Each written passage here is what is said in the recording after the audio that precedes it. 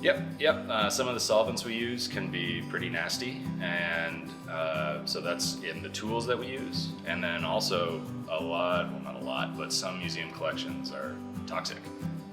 For example, like old taxidermy, the pesticides that they use to keep those animals clean when they're on display in your homes. The old pesticides were stuff like arsenic, mercury, lead, that sort of thing. So if your taxidermy bird is from before 1950, then there's a good chance there's arsenic in it. So that's something to be aware of. Well, there's a thermometer on the shelf that has a ton of mercury in it. Sometimes the way these objects were treated before they came here involves toxic chemicals. It's funny. I think because we're a bunch of nerds, lovingly.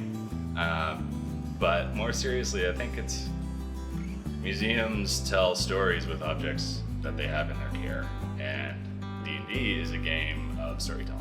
So we have that in common, and I think it's pretty easy for people who spend their working day working with stories to then go home and play through epic adventure stories.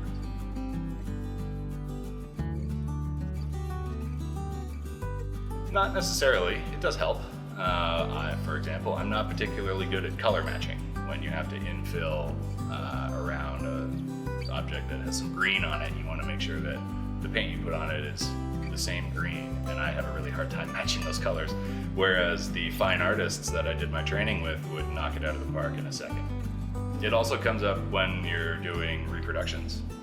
So you can mold and cast objects, and then when you cast the thing, it'll come out as a bone white or sort of a pale beige. And if you want that reproduction to look more true to life, then you need to paint it to look something like the original object. And that involves a pretty high level of artistic skill.